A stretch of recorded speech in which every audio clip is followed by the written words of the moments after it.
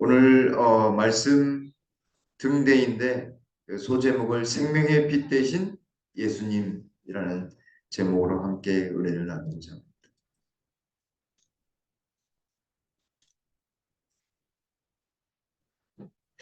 등대는 성소에서 특별히 빛을 비춰주는 역할을 하게 됩니다. 감람류와 그 모양은 우리가 살펴보겠지만 살구 꽃과 가지의 모습을 하고 있어요. 7개의 등대. 촛대라고 표현하는 것은 초가 아니기 때문에 잘못된 겁니다. 등대가 정확합니다. 등대. 그래서 준비찬미도 제가 의도한 바는 아니었는데 빛에 대해서, 그리고 첫 찬미도 그랬고 두 번째 찬미도 빛 대신 우리의 마음에 생명의 빛 대신 성령의 큰 능력이 우리 마음에 가득 넘쳐나기를 바라면서 선택을 해보았습니다.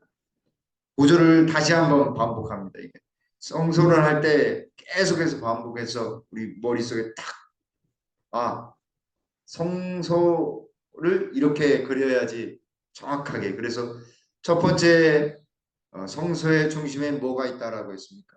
번제단, 십자가를 상징하는 번제단. 그래서 우리의 신앙의 첫 번째 중심은 십자가예요. 두 번째는 지성소의 법궤, 하나님의 임재와 사랑과 심판이 담겨져 있는 하나님이 우리의 주인이시다라고 하는 것을 느끼게 깨닫게 해주시는 두 번째는 바로 법궤, 지성소의 법궤라고 했습니다. 성소에서 들어가서 동쪽편으로 문을 향해 나아가면 번제단과 함께 물두멍, 그리고 다시 더 들어가면 좌측편에 촛대라고 여기 표현되는 등대가 있습니다. 이것도 바꿔야 되겠습니다. 출애굽기 25장 31절로 40절입니다.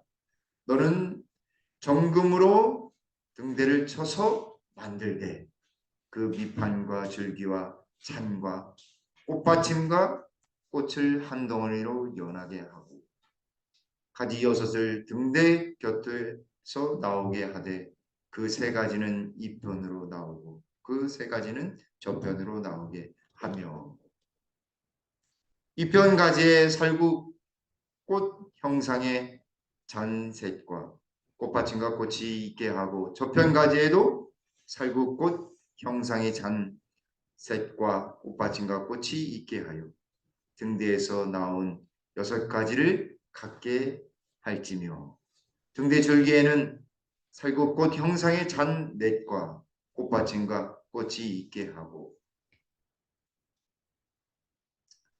등대에서 나온 6가지를 위하여 꽃받침이 있게 하되 2가지 아래 한 꽃받침이 있게 줄기와 연하게 하며 또 2가지 아래 한 꽃받침이 있어 줄기와 연하게 하고 그 꽃받침과 가지를 줄기와 연하게 하여 전부를 정금으로 쳐 만들고 연하고 해서 헷갈리는데 여기 좌측에 있는 그림을 보면 거의 동일한 것 같습니다. 그래서 그 꽃받침이 계속 그 가지에 연하게 해서 한쪽 편에 3줄기, 가운데 편에 한 줄기가 그 3편의 줄기에 계속 연해서 결국 몇 개가 되는 겁니까?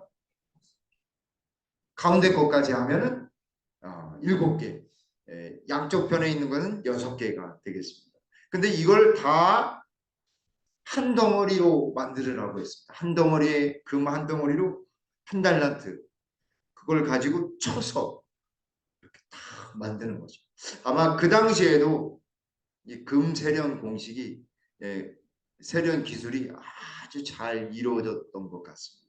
그래서 꽃을 아주 예쁘게 만듭니다. 천마청에 한번 가보셨는지 모르겠어요. 경주의 천마청. 천마청에 보면 말 그림이 있는데 그 말 한 장에 말 그림이 있는데 아주 정교하고, 그리고 뭐가 또 정교하게 돼 있냐면 금관이, 경주에 그 금관이 얼마나 세밀하게 다 묘사가 되어 있는지 모르겠어요. 그런 기술이 고대에도 있었는데, 근데 그 이전에 벌써 하나님께서 이 등대를 통해서 예쁜 꽃받침을 만들고 그 받침이 연하게 하는 기술, 아주 세밀하게 만드는 기술을 볼 수 있습니다.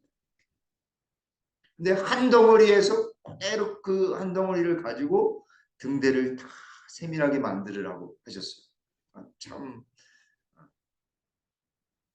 세밀한 기술이 필요한 것 같습니다. 근데 얼마나 되냐면 그 한 덩어리가 39절에 정금 한 달란트로 큰. 근데 성경의 비유에 예수님께서 달란트에 비유해 주셨잖아요. 한 달란트. 몇 달란트예요? 세 달란트, 다섯 달란트 이렇게 줬는데 한 달란트가 별것 아닌 것처럼 묘사되지만 사실은 이따 보겠지만 굉장한 의미를 담겨져 있습니다. 성소에 들어가면 왼쪽 좌측편에 등대가 불이 켜져 있습니다. 이 불 때문에 정금으로 된 사면이 아니죠. 위에 면하고 앞면은 안 돼 있지만 옆면이 정금으로 돼 있다고 보니까 환하게 비춰지는 것입니다. 저희 사택이 아직 전기불이 조금 어두운데 빛이 얼마나 소중한지 알게 돼요. 말씀을 준비하면서 야 우리 마음속부터 밝아지면 얼마나 좋을까. 그래서 이 등대를 뭐라고 하냐면 히브리 말로 메노라라고 합니다. 그래서 그들이 이 마음이 어둡거나 아니면 자기의 할 일을 잘하기 위해서 뭘 이렇게 그려놓냐면 상징물로 이 등대를 그려놔요. 등대를 그려놔 가지고 서로 이렇게 자기의 이 밝은 미래를 위해서 준비하는 그런 역할을 상징하는데 그의 등대로 씁니다. 여러 가지 그림이고요. 자, 제작은 정금으로 한다고 했습니다. 그 정금은 뭘 상징한다고 했죠? 금. 이 정금은 순전한 믿음입니다. 순전한 믿음. 예수님을 믿는 믿음. 근데 이 등대를 통해서 뭘 비춰주냐면 빛을 비춰줍니다. 빛은 순결함을 상징합니다. 빛은 빛도 내지만 열도 내거든요. 뜨거움. 그래서 그 뜨거움을 견딜 수 있게 견디는 것과 빛이 발산되는 것. 아주 중요한 역할을 합니다. 그래서 시련의 고통을 잘 이긴 그 등대가 빛을 발산하는 것처럼 우리도 생활 가운데 시련 가운데에서도 온전히 믿음을 가지고 하나님의 빛을 발산하는 그런 역할을 해야 됨을 등대는 알려주고 있습니다. 또 한 가지는 이 등대 자체가 빛을 발산하고 있기 때문에 누구를 상징하겠어요? 예수님을 상징합니다. 예수님을 상징. 그 무게는 한 달란트예요. 망치로 쳐가지고 다 만들어야 됩니다. 또 한 가지는 서로 평행하도록 했어요. 이쪽 편에도 치우치지 않고 이쪽 편에도 치우치지 않도록 해서 온전한 7개의 등대 빛이 있어야 했습니다. 완전한 빛입니다. 예수님은 완전하신 빛이시잖아요. 예수님이 우리 안에 있어야지만 환하게 빛나는 것입니다. 지금 여기 교회에 전기가 딱 끊기면 어떻게 될까요? 깜깜해져. 너무나 당연한 말인데 빛은 바로 그런 역할을 하는 것입니다. 이 공간을 가득 채울 수 있는 방법 중에 하나가 뭐냐면 빛으로 가득 채우는 것입니다. 그리고 이 7 숫자 외에 그 등대 속에 뭘 집어넣어야지 태울 수 있어요? 빛이 나게? 기름, 감람유, 올리브유, 순전한 올리브유를 띄워요. 그건 성령을 상징하는 것입니다. 그리고 이 6가지와 그리고 가운데 것까지 7가지가 다 연하였다라고 했습니다. 7가지인 것처럼 보이지만 그게 다 결국에는 연결되어 있어요. 하나인 거예요. 하나예요. 발이 아프다고 해서 나 발 좀 쉴래? 쉴 수 있어요? 없어요? 없잖아요. 그것처럼 우리 몸은 다 한 가지. 교회도 마찬가지예요. 한 분, 나쯤 전혀 그렇지 않습니다. 우리는 다 하나인 것입니다. 성소 안에 빛을 밝히는 것은 유일하게 등대예요. 그리고 저녁에는 추울 텐데 이 등대를 통해서 온기가 딱 전해지는 것입니다. 중앙에 한 줄기와 함께 6줄기가 딱 자리를 잡고 있어요. 그리고 연료는 감람유, 올리브유. 그리고 그 옆에는 불집게와 불똥 그릇이 있어요. 떨어지면 그것을 주워 담을 수 있도록 성소를 깨끗하게 하기 위해서 집게가 있습니다. 등대는 7 교회를 상징합니다. 요한계시록에 보면 예수님이 어디를 다니셨어요? 성소 안에 탁 다니시는데 뭐가 보였어요? 어디 사이로 지나갔다라고 했습니까? 7 촛대라고 번역이 되어 있는데 등대를 지나갔다.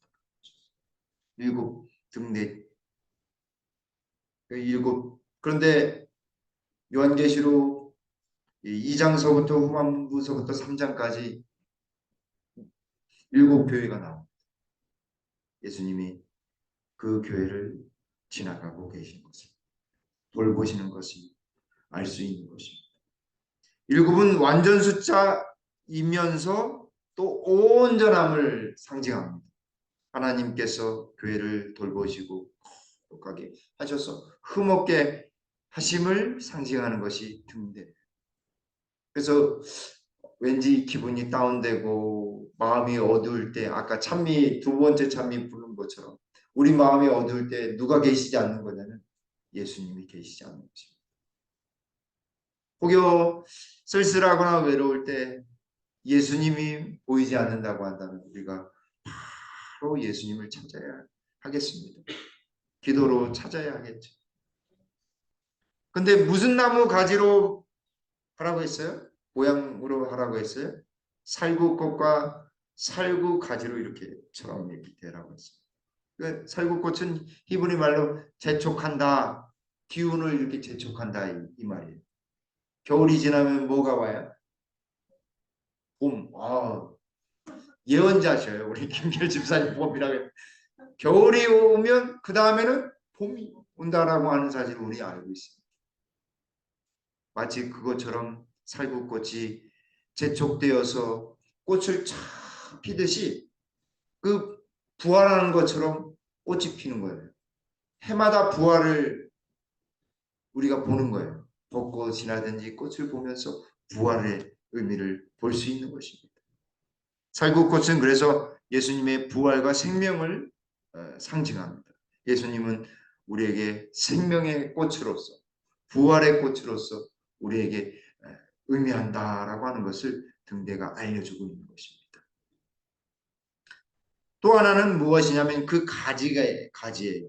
그 가지 속에 꽃받침과 꽃이 달리도록 이렇게 했습니다. 음이 쫙 들으시고 재미난 것을 특별히 이 가지들이 요즘 가지를 보셨는지 모르겠어요. 나무 가지. 나무 가지에 뭐가 달려 있어요? 지금 겨울 눈이 달려 있어요. 너무 당연해가지고 말을. 근데 그 겨울 눈이 죽은 듯 보이지만 그 속에 이 꽃도 꽃 눈도 있고 이파리 눈도 있습니다. 그것처럼 죽은 듯 보이지만 죽음을 맛보는 그런 경험을 통해서 추우면 추울수록 제가 대학에 있을 때 환경 디자인 원예학과 과목을 했었는데 교수님이 뭐라고 하시냐면 지나가면서 겨울이 추면 추울수록 꽃이요 더 진하고 향기도 진하다. 꽃은 겨울을 지나면서 봄을 기다리는 거죠. 꽃이 피기. 부활을 상징하는 거죠. 또 재미난 것 또 한 가지. 등대하면서 달란트의 비율을 더 정확하게 말씀드릴 수 있겠구나 하는 생각이 들었어요. 한 달란트 정금이 34.2kg입니다. 한 달란트가. 돈으로 한 돈으로 이렇게 따져보니까 9,066돈이에요. 9,066돈. 1kg에 1억이 조금 넘는다라고 해요. 근데 한 돈이 보니까 최근 시세로 보니까 약 32만 2천 원 정도 됩니다. 조금 더 올랐을 수도 있어요. 이거는 말씀 준비하느라 월요일 날 기준인데 그러면 9,660돈인데 그것을 곱하면 약 32만 2천 원을 곱하면 29억. 약 30억 원 정도 되는 거죠. 한 달란트 적게 줬다고 파묻었어요. 금 한 달란트. 30억 파묻는 거. 우리의 인생에 한 달란트 이상 하나님이 주셨거든요. 30억 이상을 주셨어요. 30억 이상의 가치에 우리가 인생을 살아갈 수 있는 능력과 힘을 한 달란트 이상들은 다 주셨다라고 하는 사실. 한 달란트가 적습니까? 많습니까? 많아요. 많습니다. 그것을 어떻게 활용하고 우리가 하나님께 영광을 돌리기 위해서 하느냐에 따라서 그 달란트가 몇 배로도 그 이상으로도 하나님께 영광을 돌릴 수 있다라고 하는 사실을 이 등대는 알려주고 있는 것입니다. 나중에 한번 달란트 비유할 때 다시 한번 더 자세히 다루려고 합니다. 정금은 화학적인 변화가 없습니다. 이렇게 해도 금이고 저렇게 해도 금이고. 정금은 시련과 단련 속에서 정금으로 태어납니다. 99.999% 99.999 이렇게 돼야지 정금이라고 하더라고요. 저도 잘 몰랐는데 찾아보니까 그렇더라고요. 거의 100%가 되는 것입니다.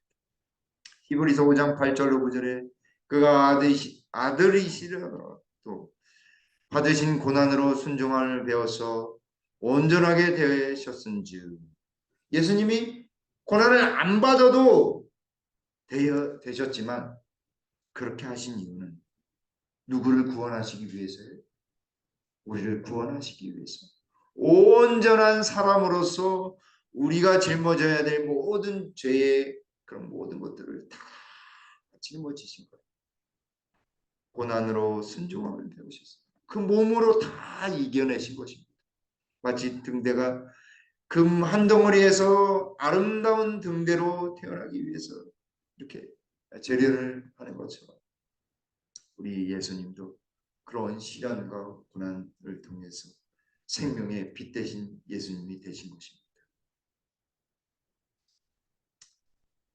그리고 그 기름을 얻으려면 이 감람류의 이 기름을 얻으려면 그냥 얻는 게 아니라 그 말린 것을 까지 이렇게 쫙 압축해 가지고 칵 누릅니다.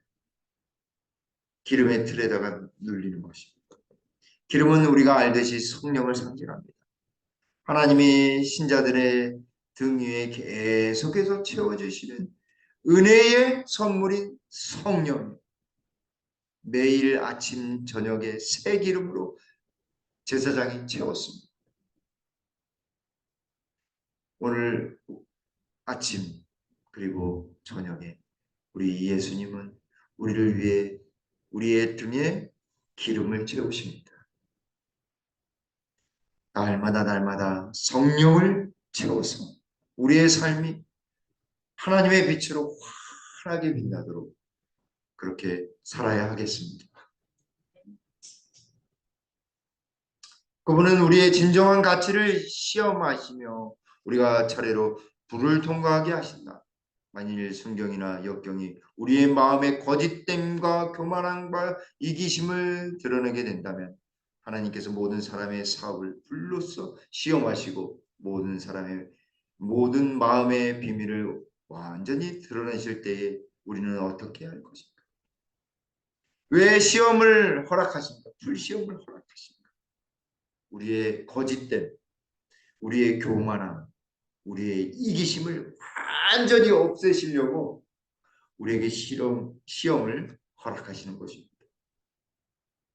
우리가 그 불시험이 온다 할지라도 빛 대신 예수님을 바라보므로 그 시험 속에서 온전히 승리하게 될 것입니다. 그것이 바로 등대가 우리에게 알려주는 교훈의 말씀인 것입니다. 빛은 어떤 역할을 하죠? 환하게 이렇게 밝혀주는 역할도 하고 이 등대는 열도 냅니다. 빛은 따뜻해요. 사랑이에요. 빛은 우리를 변화시켜 줍니다. 그래서 바람하고 이소부야의 바람하고 태양하고 싸웠어요. 누가 이겼어요? 힘세다고 바람이 먼저 출석되고 막 그냥 세차게 바람을 불었어요. 옷을 벗길 수 있습니까? 없습니까? 없어요. 어떻게 벗겼어요? 태양이요? 이렇게 사랑이 사람의 마음과 몸을 녹이는 것입니다. 그것이 바로 등대가 우리에게 알려주는 것입니다. 빛이 우리를 예수님께로 인도해 내는 것입니다. 빛을 전한다라고 하는 것은 무엇일까? 예수님은 빛이십니다. 무슨 뚱딴지 같은 이야기일까? 예수님이 진정한 빛이세요. 지금 보는 게 가시광선 때문에 우리가 보고 있는 거거든요. 근데 빛의 개념 속에는 우리가 알지 못하는 자외선, 적외선, 보이지 않는 자외선, 적외선, 감마선, 알파선, X선도 방사능이지만 그것도 빛 속에 들어갑니다. 근데 나쁜 것들은 어떻게 돼요? 나쁜 것들은 우리를 멀리하게 하나님이 해주셨어요. 그리고 좋은 것만 보도록 가시광선 딱 그것만 딱 보도록 하셨어요. 그런 것처럼 우리가 예수님을 빛으로 보면 세상에 어떻게 보일까요? 아름답게 보이는 것입니다. 예수님의 마음으로 보는 것입니다. 새 마음이 창조되는 것입니다. 그래서 하나님도 첫째 날에 뭐가 있으라고 하셨어요? 빛이 있으라고 하셨어요. 태양이 있기 전에 빛이 있으라고 하신 거죠. 이거 무슨 소리인가요? 빛이라고 하는 존재가 있어야지만 물질과 공간과 시간이 흐를 수 있습니다. 나중에 또 빛에 대해서는 할 시간이 또 있으니까 이렇게 간단하게 넘어가겠습니다. 그래서 등잔의 빛은 세상의 빛 대신 누구를 나타내요? 예수 그리스도를 나타내는 것입니다. 그러므로 예수님의 제자들인 예수님을 믿는 신실한 우리들은 그 빛을 어떻게 해야 하겠습니까? 반사해요. 반사. 이 땅에서 예수님은 그 세상의 빛으로서 임하셨을 때 무엇으로 불을 붙이셨을까요? 맨 밑에 무엇으로 비치셨어요? 네, 십자가로 사랑의 불꽃을 점화시키셔서 영원히 꺼지지 않도록 그 빛을 계속 볼 수 있도록 하신 것입니다.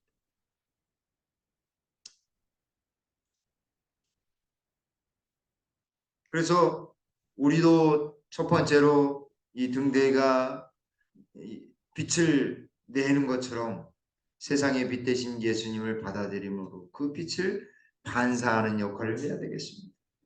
세상에 빛 대신 예수님. 그분은 세상의 빛이시다. 그러므로 주님을 위하여 성공적으로 일하는 사람은 이 거룩한 생명으로부터 그의 초를 불 붙여야 한다. 라고 말씀하십니다. 예수님을 빛으로 말미암아 불타올라야 하는 것입니다. 예수님의 고난은 그분의 영의 선물에 기초가 되었다. 네. 정말 빛이 나려면 심지가 타야 됩니다. 심지가 타야 됩니다. 근데 그 심지는 뭘로 되어 있냐면 세마포로 되어 있습니다. 예수님이 빛이시라고 하는 것을 요한복음 1장 1절로 10절에 있는 말씀에도 우리가 찾을 수 있는 4절에 그 안에 생명이 있었으니 이 생명은 사람들의 무엇이라고요? 빛이야. 빛이라. 생명의 빛이야. 생명 그것이 빛이다라고 하는 것입니다. 생명. 지금 우리는 한정되어 살고 있잖아요.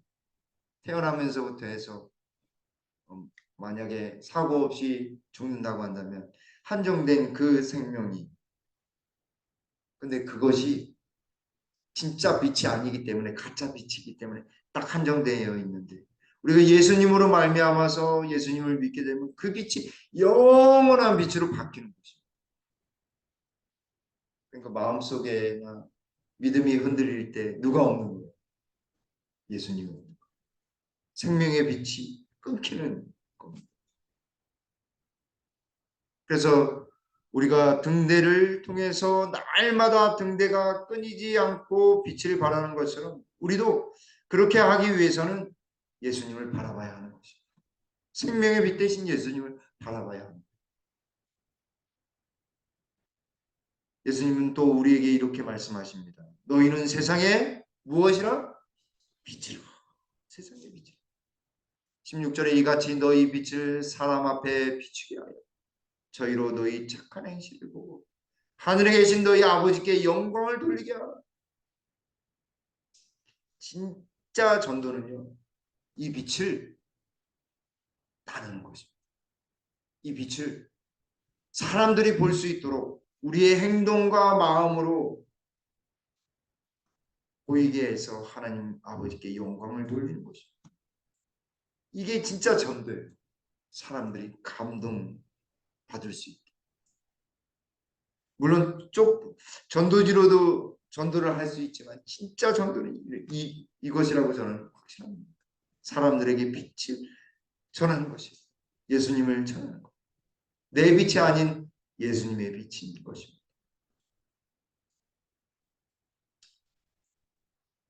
예수께서는 제자들에게 너희 빛을 비추게 하여 분투하라고 명령하지 않으셨다. 단지 빛이 비추게 하라고 하셨다. 이게 무슨 뜻인가? 비추기 위해서 막 애쓰라고 하는 것이 아니라 우리의 빛을 예수님께서 빛을 받은 예수님이 주신 그 빛을 그대로 보여주고 경험되게 하는 것이다 라고 하는 것입니다. 그러니까 내 스스로 애쓰지 않아도 된다 이 말입니다. 나를 통해서 성령께서 우리 주님께서 능력으로 임해 주셔서 생명의 능력이 빛으로 임하는 것입니다. 마음이 밝아져요. 오늘도 제가 변병록 집사님 두유하고 떡을 사가지고 이제 갔더니 너무 환한 얼굴로 이렇게 치울에 계시다가 환한 얼굴 맞아요.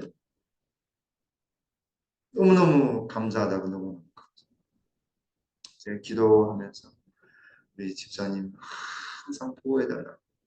늘 다리 때문에 못 주무시는데 힘들지 않게 잘 주무실 수 있도록 도와달라. 간절히 기도하고 왔습니다. 그때 얼굴 빛이요. 처음에 들어갔을 때는 어두우시더니 함께 기도하고 나올 때는요. 환하게 다리 아프신데 벌떡 일어나시더라고요. 벌떡 일어나시고. 생명의 능력이 임하는 것입니다. 저는 그냥 제가 위로해 드리는 것이 아니라 우리 예수님이 위로해 드리고 참된 치유로 인도해 달라고 그렇게 했을 뿐입니다. 어두웠던 마음, 어두웠던 얼굴이 환하게 빛나는 것입니다. 빛의 근원 되신 예수님을 온전히 만나고 경험해요. 예수님을 만나면 무엇을 경험하게 되냐면 생명의 능력을 경험하게 되는 거죠. 참된 치유의 경험을 하게 되는 거죠.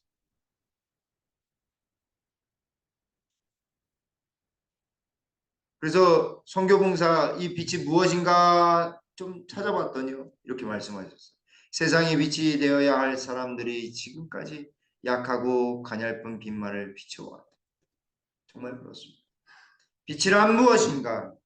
빛은 곧 경건이요 하나님과 같은 모습으로 변하는 것이요 선이요 진리요 자비요 사랑이다. 경건과 선과 진리요 자비요 사랑이다. 예수님과 같은 마음, 예수님과 같은 그리고 하나님이 기뻐 받으실 만한 좋은 것 선이에요. 그리고 진리의 말씀, 진리 말씀. 그리고 자비, 불쌍히 여기는 마음, 그리고 사랑인 것입니다. 그리고 그것은 성품과 생활 속에 있는 진리를 나타내는 것이다. 우리가 우리의 교리가 아무리 성경적인 진리라 할지라도 우리의 품성과 생활 속에 나타나지 아니하면 생명력을 갖출 수 있을까요? 갖추지 못합니다. 복음이 적극적으로 전파되는 여부는 신자들 각 개인의 무엇에 달려 있다고요? 경건에 달려 있습니다. 빛에 세상의 빛 대신 예수님을 전하는 것. 개인적으로 그런 생활들을 통해서 복음이 전파되도록 되어 있는데 그걸 자꾸 차단되는 거예요. 말씀과 기도로 그 빛을 받아야 되는데 자꾸 차단시켜요. 사단이 차단시켜. 얼마나 바쁘게 만드는지 몰라. 정신없게 만들어. 세상의 볼거리들로 그냥 가기 때문에 정신없이 그냥 그것에 만족해서 빛을 차단하는 거죠. 인간들의 빛을 보게 돼요. 스마트폰, 인터넷, 유튜브, TV 그런 것으로 하는 세상의 빛으로 그냥 완전히 그냥 참되신 빛 대신 예수님을 보지 못하는 것입니다. 모든 영혼들은 우리를 흑암에서 건져내어 그분의 귀한 빛 가운데로 들어가게 하신 그리스도를 찬양하는 가운데서 밝게 빛나는 빛이 되어야 한다. 우리들은 하나님과 같이 일하는 일꾼들이다. 그렇다. 일꾼들 그것은 주의 포도원에서 열심히 일하는 것을 뜻한다. 구원해야 할 영혼들이 있으니 곧 우리의 교회에도 우리의 안식일 학교에도 그리고 우리의 이웃에도 있는 것이다. 어디에서부터 시작되어야 해요? 개인적으로도 먼저 하고 그 다음에 교회고 그 다음에 안식일 학교 그 다음에 이웃들에게 이렇게 자연스럽게 나가야 하는 것입니다. 다윗은 자기가 시련과 어려움 속에서 여호와는 나의 빛이시오 나의 구원이시니 내가 누구를 두려워하리요 여호와는 나의 생명의 능력이시니 내가 누구를 무서워하리요 라고 했어요. 사울이 죽이려고 할 때 어디로 들어갔냐면 어두컴컴한 빛이 하나도 없는 왜냐하면 빛을 비추면 병사들이 그 빛 보고 들어와서 죽일 수 있었거든요. 동굴로 들어갔어요. 근데 무슨 빛을 봤어요? 세상의 빛이 아니에요. 참된 빛 대신 여호와 하나님을 본 것입니다. 그 어려움 중에 여호와만을 의지하고 참된 구원의 능력 대신 여호와 하나님을 본 것입니다. 내가 누구를 두려워하리? 여호와는 내 생명의 능력이시니 내가 누구를 무서워하리? 아 정말 그렇습니다. 또 하나 빛 우리 예수님이 빛 되시지만 또 하나의 빛은 바로 성경 말씀입니다. 우리 너무나 잘 아는 말씀이죠. 시편 119편 105절 주의 말씀은 내 발에 무엇이요? 등이요 내 길에 빛이니이다. 아우 내가 가는데 앞길이 컴컴한 것 같아. 말씀으로 다시 돌아가야 하는 것입니다. 말씀으로 다시 돌아가야 돼요. 내 길에 등이요 빛이신데 말씀으로 돌아가야 돼요.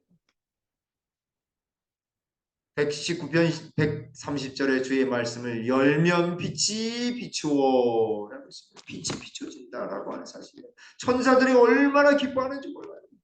그리고 우둔한 사람들을 깨닫게 하나니, 우둔한 사람들을 깨닫게 하나니.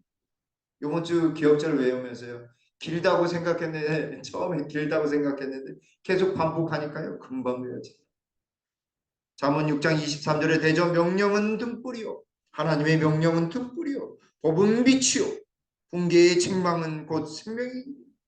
잔소리, 엄마 아빠의 잔소리가 잔소리처럼 들리지만 사실은 뭐예요? 훈계의 책망은 곧 생명이.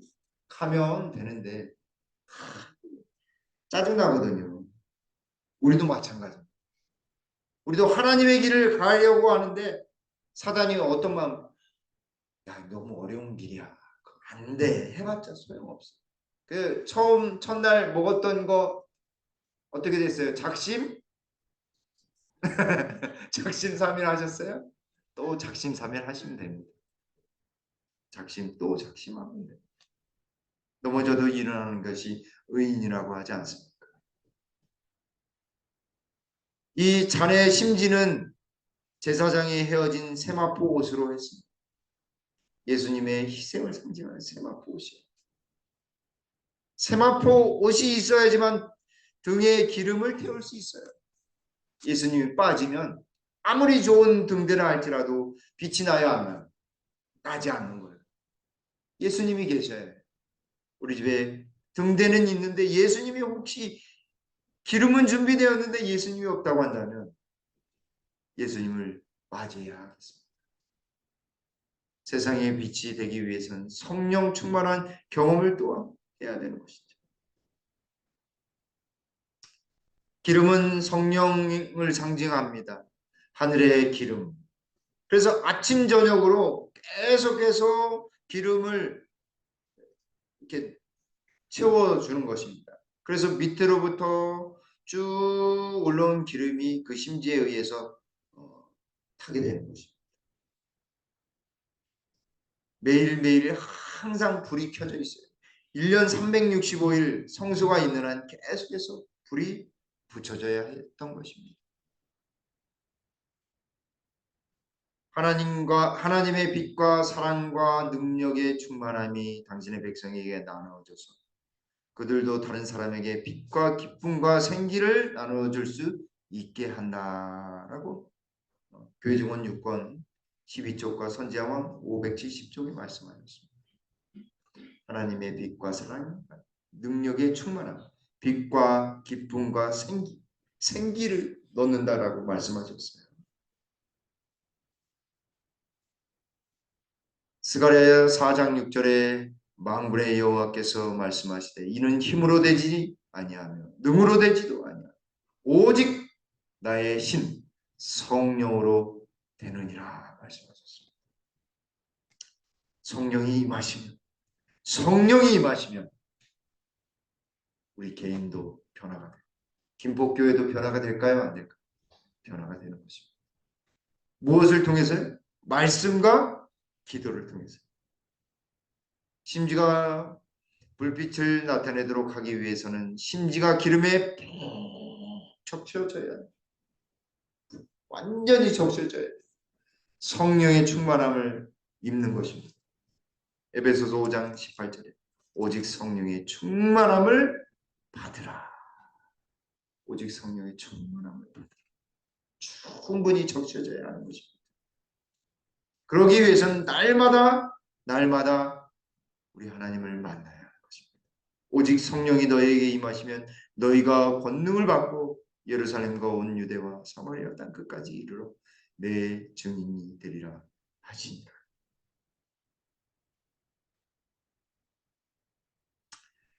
약속의 성취가 기대한 것만큼 나타나지 않는다면 마땅히 감사히 여겨야 할 만큼 그 약속을 감사히 여기지 않기 때문에 원한다면 모든 사람이 다 성령의 충만함을 받을 것이다. 이렇게 약속해 주셨습니다.